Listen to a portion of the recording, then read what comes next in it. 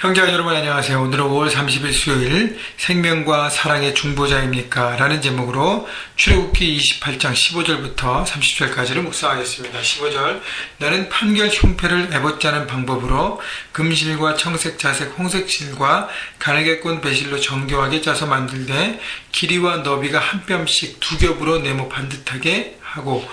자, 어제부터 제사장이 입어야 될 옷에 대해서 얘기하는데 어저께 첫 번째로 어깨에 걸쳐야 될 그 에봇에 대해서 얘기했고요. 오늘은 가슴에 붙이는 판결 흉패에 대한 것을 얘기합니다. 자, 판결 흉패가 무슨 뜻인가? 영어 성경에 보면 쉽게 설명이 됩니다. A breathpiece for making decisions. 자, 결정하기 위한 그것에 가슴에 붙이는 피스를 얘기하는 것이죠. 자, 그래서 제사장이 하나님의 뜻을 분별하기 위한 도구로 판결 흉패를 사용했습니다. 자, 그래서 제사장은 자기 마음대로, 자기 경험대로 모든 것을 판단하고 분별하지 않았습니다. 하나님께서 이 상황과 이 모든 것들에 대해서, 시츄에이션에 대해서 어떻게 하기를 원하신가를 듣고 결정하였습니다. 그래서 그 하나님의 뜻을 분별하는 도구로 이 판결 흉패를 사용했습니다. 자, 그렇기 때문에 중요한 것은 우리가 제사장으로 삶의 현장에서 하나님의 뜻 가운데 살아갈 때 내 뜻과 내 마음과 내 경험으로만 나가지 말라는 것입니다. 아무리 경험이 많고 아무리 말씀을 많이 봤을지라도 묵상을 많이 했을지라도 그때그때마다 다시 하나님의 뜻을 구해야 되는 것이죠.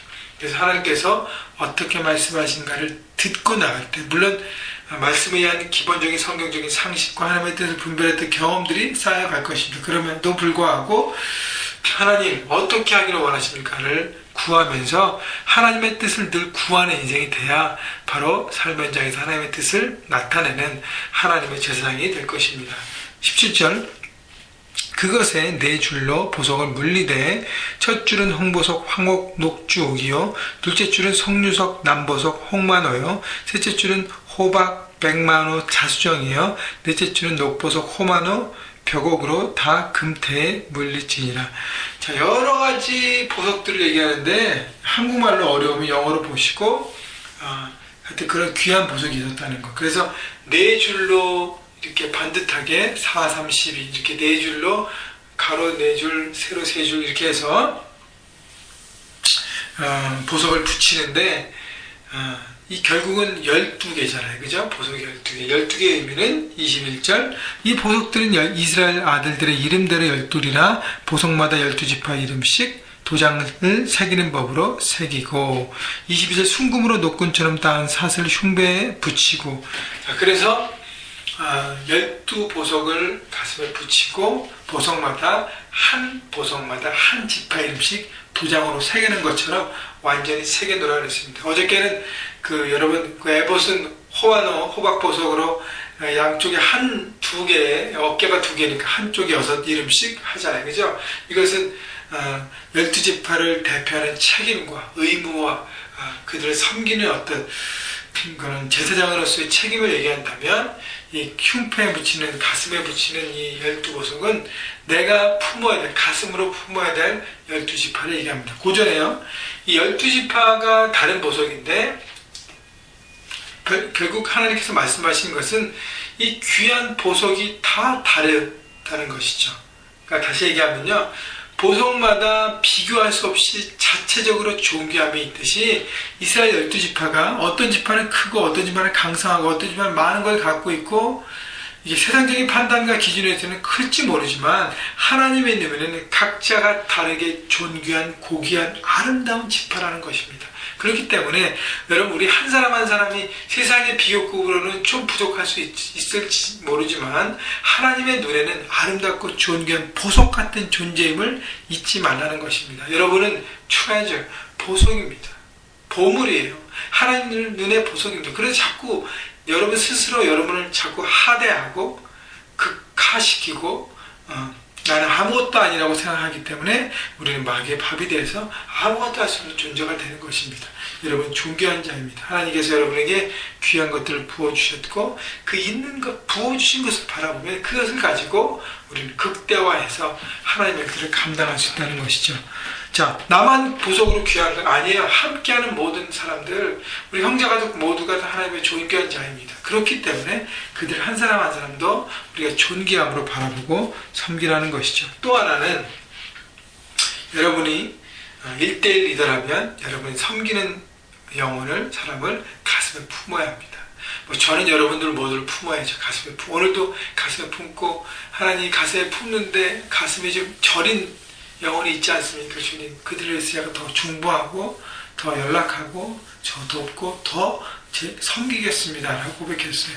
여러분, 1대1로 섬기는 사람은 그렇고요. 또 사역팀에 섬기는 사람은 사역의 멤버들을 가슴에 품으시고, 또 우리 나눔방 리더들은 이번 주 금요일에 우리 나눔방 모임 하는데 멤버들을 가슴에 품으시고, 우리 JDF 리더들은 또 청년들을 가슴에 품으셔서 여러분 가슴으로 품는 그런 사랑과 섬김을 나눌 때 하나님의 사람들이 존귀하게 세워질 것입니다. 그것이 바로 제사장으로 역할을 감당하는 거예요.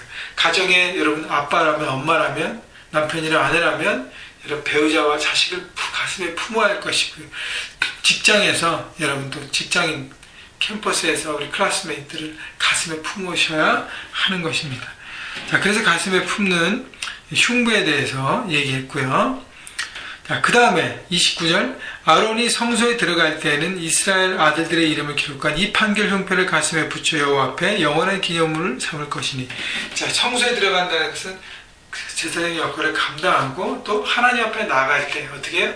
항상 흉패를 붙이라는 것은 가슴에 하나님의 사람들을 품고 그 다음에 어떻게 해요?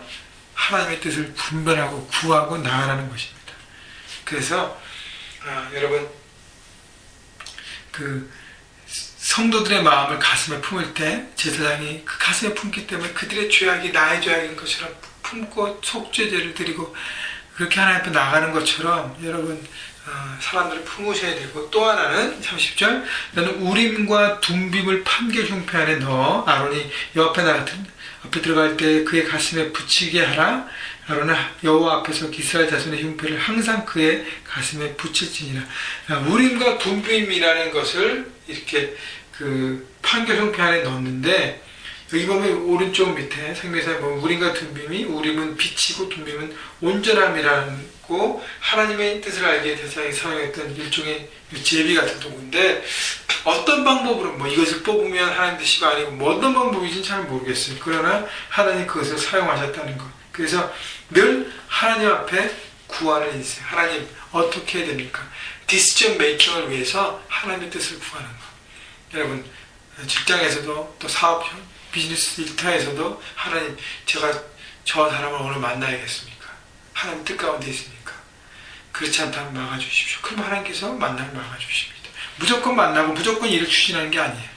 하나님의 뜻을 구하는 것이죠. 그렇게 될 때 하나님의 뜻 가운데 살아가는 인생이 될 것이죠. 그래서 내 것을 드러내는 인생이 아니라 하나님의 이름이 내 삶 가운데 영광이 나타나서 그분의 이름이 존귀하게 나타나는 여러분 제사장으로서 삶의 현장에 살아가시기를, 또 만나는 모든 사람들을 가슴에 품으시고 중보하시는 사랑의 제사장이 되시기를 주님의 이름으로 축원합니다.